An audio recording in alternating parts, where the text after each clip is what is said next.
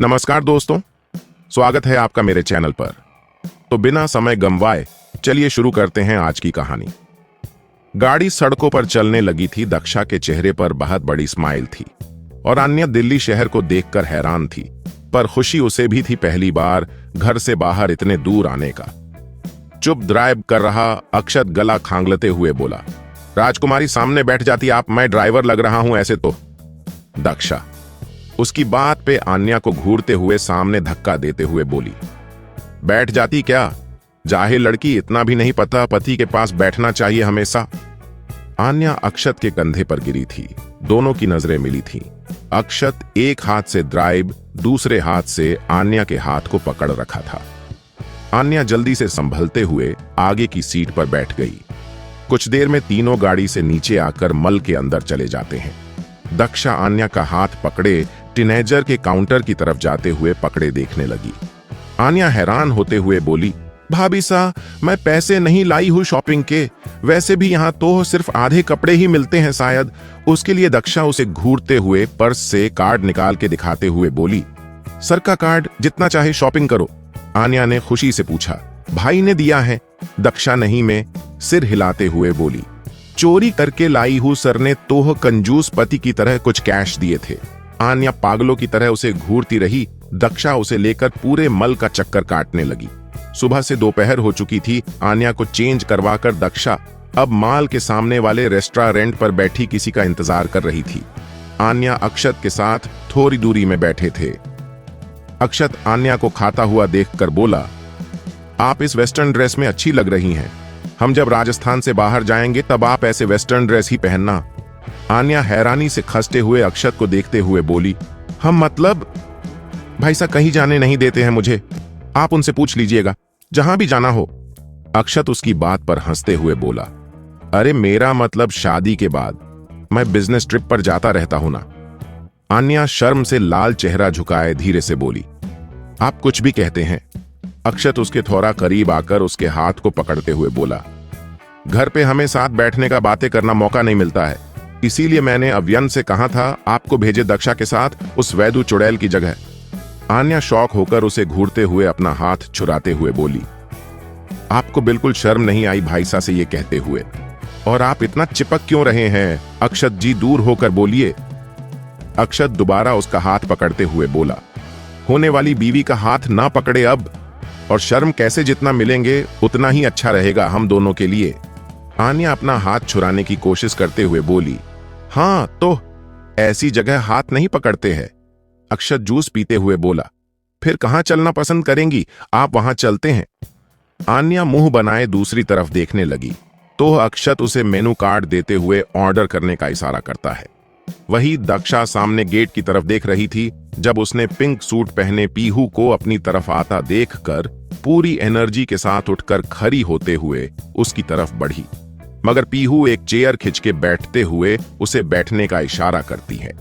दक्षा हैरानी से उसे देखने लगी तो पीहू पानी का ग्लास उठाते हुए बोली, बैठो दक्षा, मेरे पास इतना वक्त नहीं है कि यहीं बैठी रहूं। दक्षा वेमन से बैठते हुए बोली, हम इतने दिनों बाद मिल रहे हैं पीहू, तुम मुझसे गले भी नहीं मिलोगी। पीहू मुस्कुरा के बोली, तुम और तुम्हारे भाई ने हमारे बीच के रिश्ते को ऐसा छोड़ा नहीं कि हम गले मिलकर मिले। दक्षा नासमझी से बोली, पीहू क्या बोल रही हो तुम? मैं इतनी दूर से सिर्फ तुम्हारे लिए आई हूं, तुम मुझसे इतना रूड हो रही हो।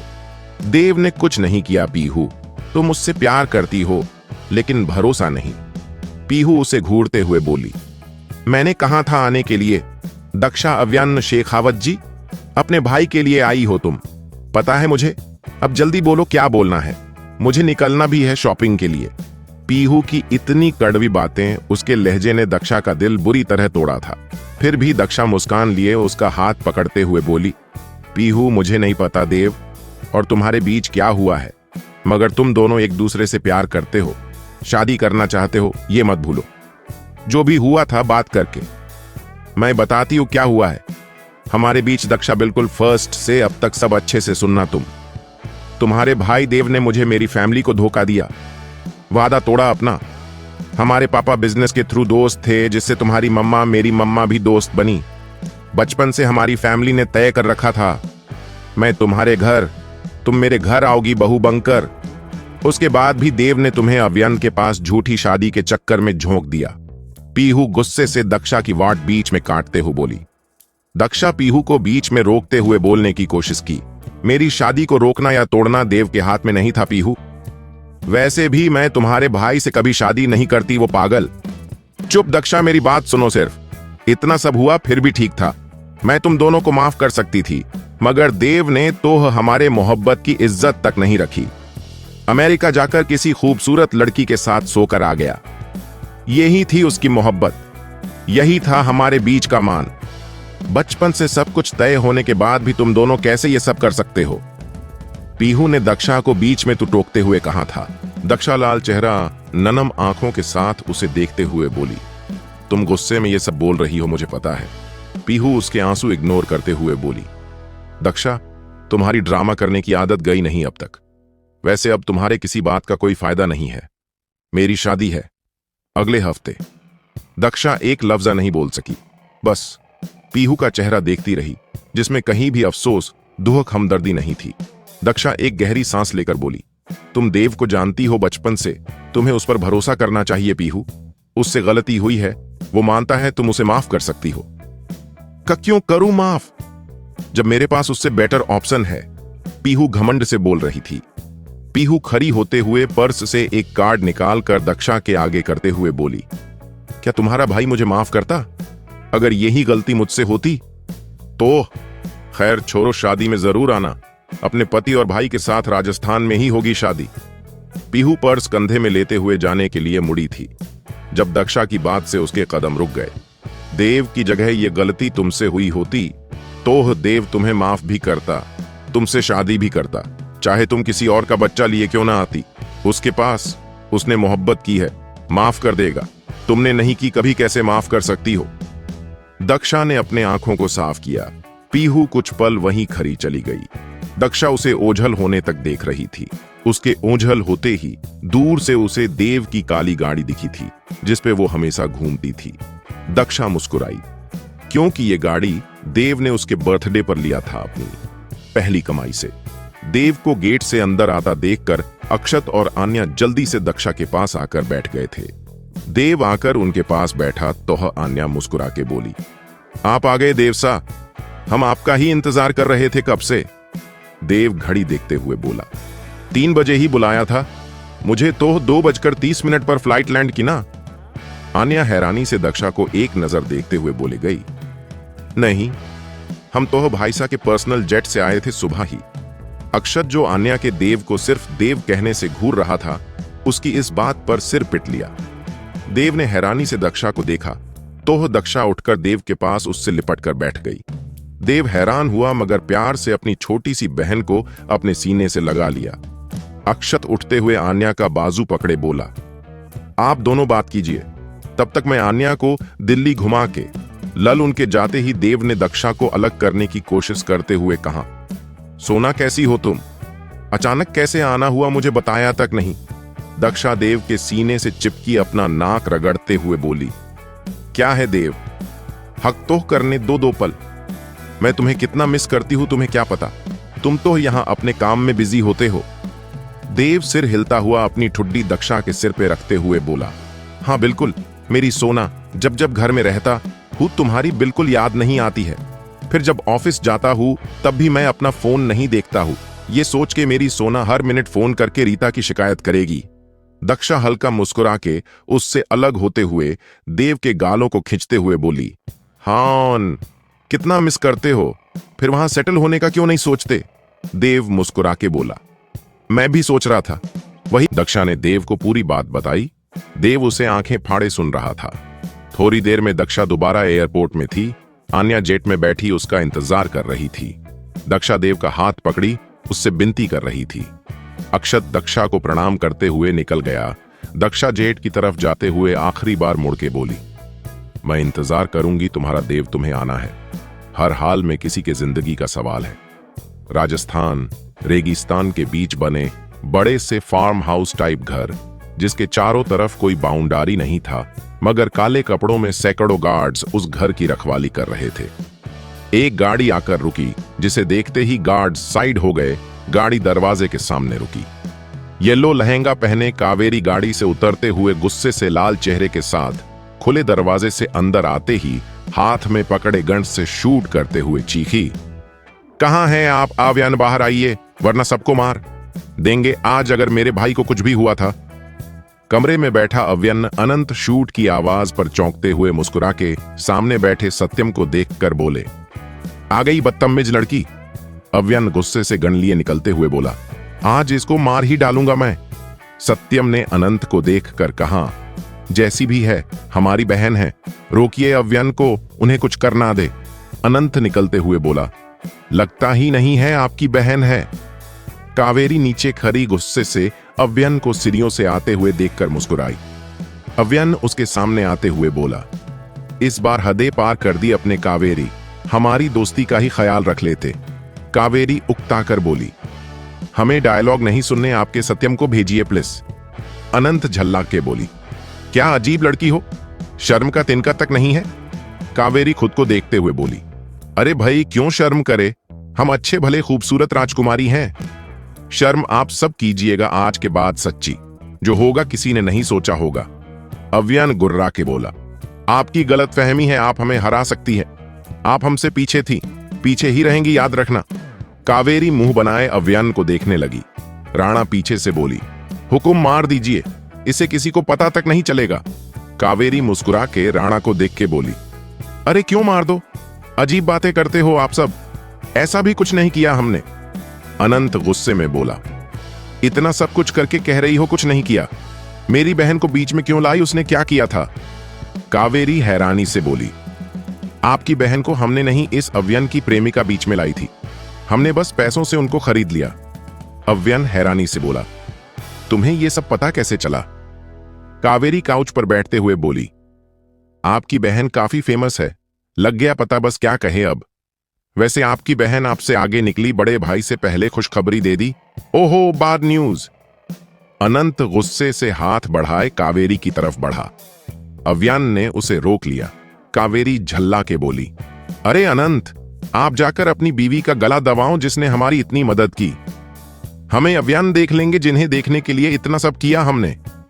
अनंत के हाथ नीचे गिर गए। उसने कावेरी को उलझान के साथ देखा, फिर अव्यन को जो नजरें छुड़ा रहा था। अनंत सिर पकड़े बोला, रियाना थी तुम्हारे साथ, मेरा शक सही था उस पर। अव्यन कावेरी पर गणताने बोला, तुम्हें मैं मार डालूंगा तो किसी को पता तक नहीं चलेगा, तुम्हारी लाश तक नहीं मिलेगी किसी को। कावेरी हाथ बांधे मुस्कुरा के अव्यन को देखती रही, फिर उसके गण को पकड़े बोली, आपके हाथ से मरना भी कबूल है। अव्यन मोहब्बत की है, मर भी सकते हैं मार भी सकते हैं, लेकिन आप हमें नहीं मार सकते, आपके हाथ बंधे हैं। अव्यन के हाथ बंधे होंगे, मेरे नहीं, मैं तुम्हें जरूर मारूंगा। अनंत उठते हुए बोला। अव्यन उसे रोकते हुए बोला, नहीं अव्यन, हमारे पास कोई सबूत नहीं है, तब तक कुछ नहीं कर सकते। राणा गुर्रा के बोला, हुकुम सबूत लाना, हमारी जिम्मेदारी से आप मार दो इसे। कावेरी वालों के लट को उंगली से घुमाते हुए उन तीनों को देखते हुए उठकर खड़ी होते हुए बोली, हमारा भाई घर पहुंचा जाना चाहिए। उसे जाता हुआ देखकर अनंत चिखा, तुम्हें चैन से जिन्हें नहीं देंगे हम, याद रखना। कावेरी के जाते ही अव्यन ने जैसे ही अनंत को छोड़ा, वो घुटने के बल जमीन पर गिरते हुए सिर को झुका लिया। अव्यन उसके सामने घुटने के बल बैठते हुए अनंत के सिर को छूते हुए बोला, रियाना की कोई गलती नहीं है, उसे कावेरी के बारे में पता नहीं था, उसने ही मुझे सब बताया था कल। अनंत ने नजरें उठा के अव्यन को देखा तो अव्यन ने उसी आगे बताया, एक रात पहले अव्यन अपने स्टडी में बैठा फोन में किसी से बिल्कुल धीमे आवाज पर बात कर रहा था। उसकी पास के कमरे सोई दक्षा तक नहीं जा रही था। दरवाजे की बाहर धीरे नॉक करने पे अव्यन ने मुड़ के देखा, रियाना छोटे छोटे कदमों से उसकी तरफ आ रही थी। अव्यन हैरान होकर उसे देख रहा। रियाना अव्यन के बिल्कुल सामने घुटने के बल बैठते हुए हाथ जोड़े बोली, आप जिसे ढूंढने की कोशिश कर रहे हैं वो मैं ही हूं हुकुम। मुझसे गलती होगी हुकुम, तब मेरे पास कुछ नहीं था, न खोने को ना ही पाने को, मगर अब मेरे पास अनंत है जिसे मैं खो नहीं सकती। मुझे माफ कर दीजिए प्लीज, मैं अनंत के बिना नहीं रह सकती। अव्यन उसकी बातें सुनकर शौक था। वो रियाना को बाजू से पकड़े खड़ा करते हुए पास रखे सिंगल सोफे पे बिठाते हुए पानी का ग्लास उसे पकड़ा दिया। रियाना एक घूंट पानी पीते हुए नम आंखों से उसे देखते हुए बोली, हुकुम, मैं आपको सब बता दूंगी, लेकिन मुझे यहां से निकलना मत। प्लीज, आप जैसा कहोगे मैं करने के लिए तैयार हूं। अव्यान ने उसे हैरानी से देखते हुए पूछा, मुझे तुम्हारी बात समझ नहीं आ रही है रिया। मैं जिसे ढूंढ रहा हूं उससे तुम्हारा क्या वास्ता? रियाना अपने आंखों को जोर से रगड़ते हुए बोली, वैदू की और डॉक्टर की हॉस्पिटल वाली वीडियो जिसमें उसकी प्रेगनेंसी के बारे बात हो रही थी, वो मैंने निकाली थी। कावेरी को मैंने ही भेजा था वो उसके कहने पर। अव्यन शौक रह गया। उसे रियाना की हरकतों पर शक था, लेकिन उसने कभी नहीं सोचा था रियाना ये सब कर सकती है। अव्यन 2 कदम पीछे लेते हुए वहीं रखे काउच पर बैठते हुए रियाना को ही देखने लगा। उसे समझ नहीं आ रहा था वो उससे क्या पूछे, क्या कहे। रियाना फिर एक बार घुटने के बल अव्यन के आगे बैठते हुए उसके पैर पकड़ते हुए बोली, आप माफ कर दोगे तो अनंत भी मुझे माफ कर देगा। हुकुम, अपने बहन कहां था, मुझे छोटी बहन समझ के माफ कर दीजिए, आखिरी मौका दे दीजिए। अव्यन नई में सिर हिलाते हुए बोला, कभी नहीं, गद्दारों को माफ करना हमारे खून में नहीं है। मेरी बहन ऐसा नहीं कर सकती कभी। तुम धोखेबाज लड़की हो रियाना। रियाना नहीं में सिर हिलाते हुए अव्यन का हाथ पकड़े बोली, नहीं नहीं भाई साहब, आप मेरी आखिरी उम्मीद हो, इसीलिए मैंने आपको सब कुछ बताया, वरना मैं। अव्यन को रियाना पर बिल्कुल तरस नहीं आया, लेकिन वो उसके भाई की बीवी थी, जिस भाई ने हमेशा उसका साथ दिया, दक्षा को प्रोटेक्ट किया। वो उसे अनंत की जिंदगी से जाने नहीं दे सकता था। अव्यन धीरे से बोला, क्यों किया तुमने ये सब? हमारे साथ क्या दुश्मनी थी तुम्हारी? रियाना अपने आंसू साफ करते हुए बोली, मैं तो आप लोगों को जानती तक नहीं थी हुकुम। मैं एक अनंत थी जिसे कोठारी बाबा ने सहारा दिया था कावेरी प्रताप के कहने पे। कावेरी ने मुझे सड़क से उठा के महल में जगह दी। वो मेरे लिए मेरी अपनी बहन से ज्यादा जरूरी थी। उनकी तकलीफ का सुन के मुझे बहुत दुख हुआ, कैसे अपने उन्हें धोखा दिया, छोड़ दिया। उन्होंने मुझसे मदद मांगी, कहा यहां आ जाऊं, आप पर नजर रखूं। पहले वो चाहती थी मैं आपको बदनाम करूं ताकि दक्षा आपको छोड़कर चली जाए, मगर जब मैंने यहां आकर सब कुछ देखा, मेरा इरादा बदल गया। मैंने उसे इनकार कर दिया ये सब करने से। फिर उन्होंने मुझे इमोशनली ब्लैकमेल किया, मैं यहां रहकर आप लोगों की सारी खबर उन्हें दूं। मेरा अनंत से शादी का कोई इरादा नहीं था, लेकिन फिर जब शादी तय हुई, मैं खुद को रोक नहीं सकी उससे खुद को जुड़ने से। हुकुम, प्लीज प्लीज मुझे माफ कर दीजिए, मैं अपनी गलती मानती हूँ, मुझे एक मौका दीजिए हुकुम प्लीज। अव्यन उठते हुए बोला, तुम जाओ अभी यहां से। रियाना हैरानी से उसे देखते हुए खड़ी हुई, उसका चेहरा आंसू से भीगा लाल हो चुका था। वो उम्मीद से अव्यन को देखते हुए बोली, मुझे निकालोगे तो साथी, इस घर का वारिस भी सड़कों पर आ जाएगा हुकुम। अव्यन पहले से ज्यादा इस बार शौक हुआ था। रियाना का मतलब क्या था, उसके सिर को हिला गया था। रियाना धीरे से कमरे से निकल गई। रियाना अपने आंसू साफ करते हुए बोली, मैं तो आप लोगों को जानती तक नहीं थी हुकुम। मैं एक अनंत थी जिसे कोठारी बाबा ने सहारा दिया था कावेरी प्रताप के कहने पे। कावेरी ने मुझे सड़क से उठा के महल में जगह दी। वो मेरे लिए मेरी अपनी बहन से ज्यादा जरूरी थी। उनकी तकलीफ का सुन के मुझे बहुत दुख हुआ, कैसे अपने उन्हें धोखा दिया, छोड़ दिया। उन्होंने मुझसे मदद मांगी, कहा यहां आ जाऊं, आप पर नजर रखूं। पहले वो चाहती थी मैं आपको बदनाम करूं ताकि दक्षा आपको छोड़कर चली जाए, मगर जब मैंने यहां आकर सब कुछ देखा, मेरा इरादा बदल गया। मैंने उसे इनकार कर दिया ये सब करने से। फिर उन्होंने मुझे इमोशनली ब्लैकमेल किया, मैं यहां रहकर आप लोगों की सारी खबर उन्हें दूं। मेरा अनंत से शादी का कोई इरादा नहीं था, लेकिन फिर जब शादी तय हुई, मैं खुद को रोक नहीं सकी उससे खुद को जुड़ने से। हुकुम, प्लीज प्लीज मुझे माफ कर दीजिए, मैं अपनी गलती मानती हूं, मुझे एक मौका दीजिए हुकुम प्लीज। अव्यन उठते हुए बोला, तुम जाओ अभी यहां से। रियाना हैरानी से उसे देखते हुए खड़ी हुई, उसका चेहरा आंसू से भीगा लाल हो चुका था। वो उम्मीद से अव्यन को देखते हुए बोली, मुझे निकालोगे तो साथी, इस घर का वारिस भी सड़कों पर आ जाएगा हुकुम। अव्यन पहले से ज्यादा इस बार शौक हुआ था।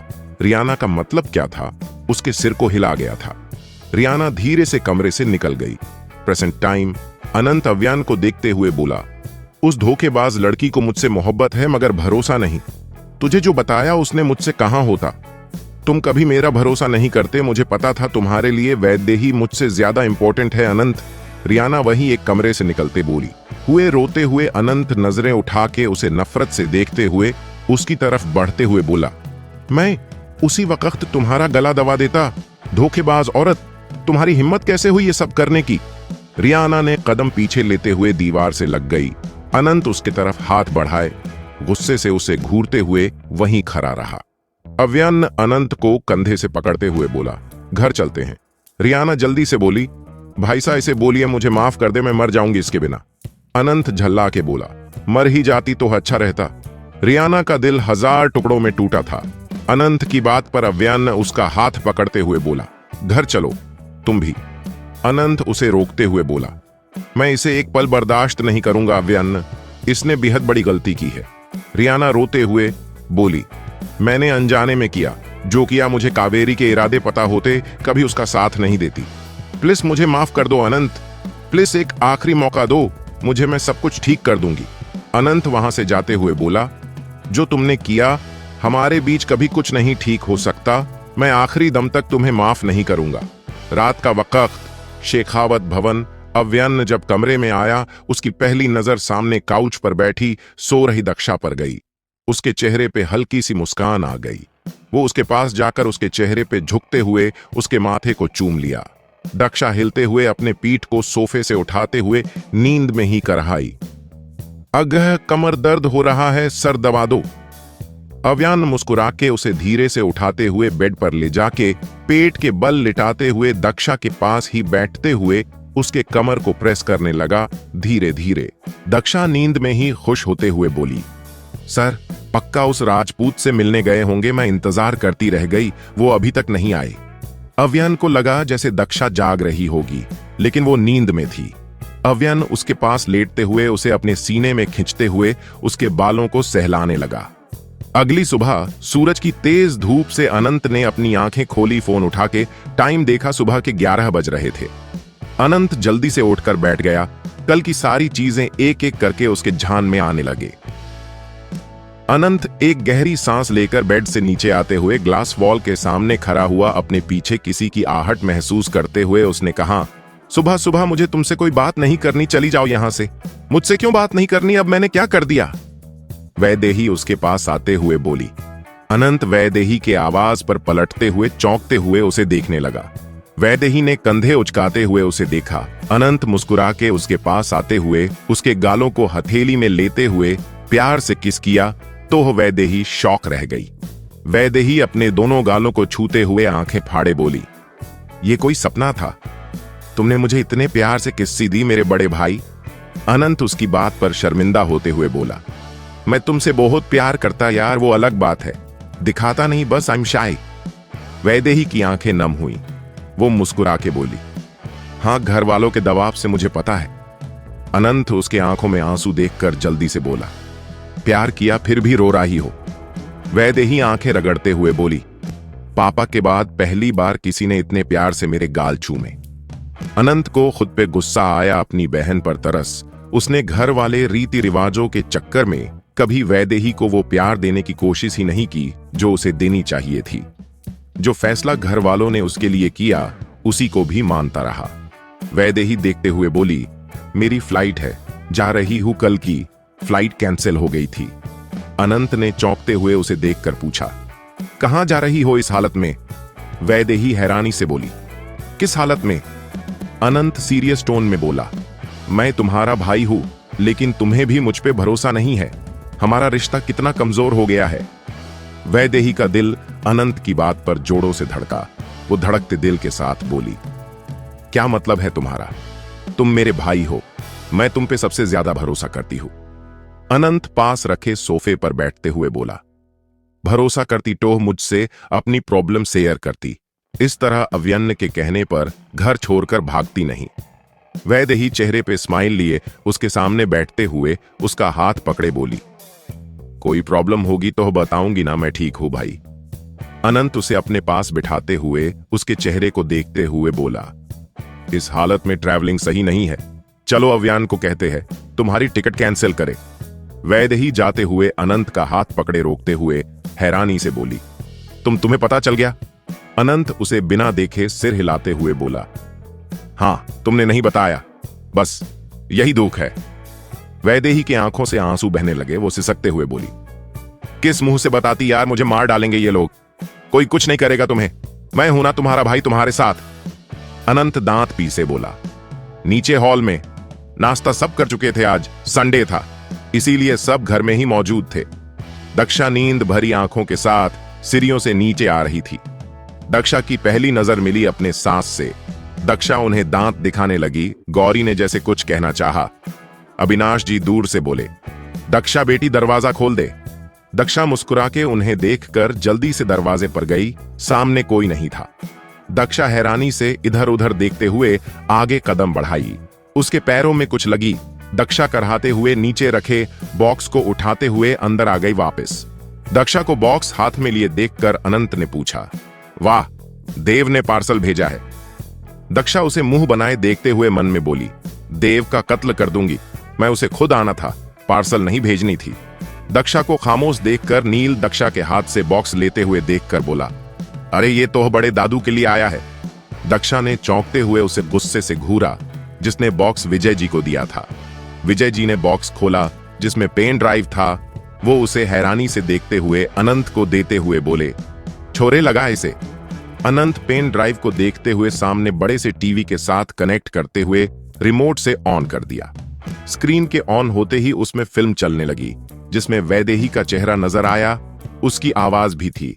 सबने अपनी जगह से हैरानी से टीवी की तरफ देखा। वैदेही खुद टीवी की तरफ देखते हुए शॉक थी। जैसे जैसे फिल्म चलने लगी, सबके चेहरे का रंग उड़ चुका था। मालती जी ऊपर खड़ी रेलिंग से चीखी, ये क्या बेहाई है, बंद करो इसने। अनंत ने जल्दी से पेन ड्राइव उठाकर दूर फेंका। मालती जी नीचे आई और सीधा वैदेही के सामने आते हुए उसे एक थप्पड़ दे मारी। उसके बाद उन्होंने 2-3 पता नहीं कितने थप्पड़ उसके चेहरे पर मारा था। दक्षा जल्दी से उन्हें रोकते हुए बोली, आप सब पहले उसकी बात सुन लीजिए, उसकी कोई गलती नहीं है। गौरी दक्षा को खींच के धक्का देते हुए बोली, तू तो फिलहाल चुप करके खड़ी रह दक्षा, इसकी इतनी अश्लील हरकत के बाद हम इसकी बात सुने। वैदेही लाल गाल आंसू से भीगे चेहरे के साथ नजरें झुकाए खड़ी थी।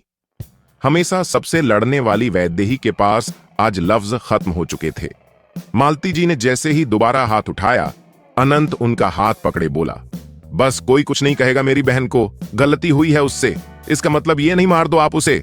विजय जी जो सिर पकड़े बैठते थे दुख से बोले, जे गलती नहीं गुनाह है, छोरे गुनाह, इसकी कोई माफी नहीं होती है। छोरी थारे को बाप बन के पाला था, थारी हर गलती माफ की जे के कर दिया तूने, थारे को मारे पर तरस ना आया। मालती जी गुर्रा के दीवार पर टांगे बंदूक को निकालकर वैदेही के आगे करते हुए बोली, हमारा नाम मिट्टी में मिला दिया तूने, तुझे मर जाना चाहिए छोरी। दक्षा हैरान होकर सबको देखने लगी। इस बार रियाना ने बोला, यही गलती जब अनंत ने किया था, उससे इतना नहीं सुनाया गया था, उससे मारने की बात नहीं की थी किसी ने। वैदेही लड़की है, इसीलिए उसे मर जाना चाहिए, ये तो गलत बात है। मालती जी ने गुस्से से रियाना को घूरते हुए कहा, माहरे झगर के मामले में मत बोल छोरी, वरना पहले थारे पर चलेगी जे बंदूक। नयन आंखें मिट मिट किए पूरे मामले को समझते हुए बोली, मासा हमारा शक सही था, ये वैदेही पेट से है। मालती जी ने सिर घुमा के नयन को देखा, फिर वैदेही को। गौरी 2 कदम पीछे लेते हुए वैदेही के निकले पेट को देखते हुए बोली, किसका पाप लिए घूम रही हैं तू? वैदेही नहीं में सिर हिलाते हुए बोली, पाप नहीं है, मेरा बच्चा है। इस बार विजय जी गुस्से से गुर्रा के बोले, चुप बेशर्म छोरी, इससे अच्छा होता अपने मासा बापू साथ उस हादसे में मर जाती तू। वैदेही ने हैरानी से अपने ताया को देखा, जो उसे बेटी बोलते थकते नहीं थे, उसकी हर गलती पर पर्दा डालते थे ताकि उसे डांटना पड़े। वैदेही फुट फुट के रोते हुए बोली, सही कहा, मुझे उसी दिन मम्मा पापा के साथ मर जाना चाहिए था, वो होते तो इतनी बड़ी बात नहीं कहते। अनंत वैदू गले लगाते हुए बोला, तुमने जानबूझकर कुछ नहीं किया, किसी की साजिश थी ये, मैं तुम्हारे साथ हूं, कोई कुछ भी कहे।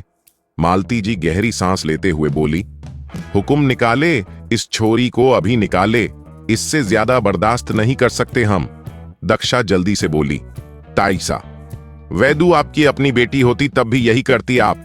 मालती जी चीखते हुए बोली, माहारी बेटी होती तो अब तक उसकी लाश होती अट्ठे। दक्षा उनकी बात से डर सकती थी, बस उसने आगे कुछ नहीं कहा। सब चुप थे।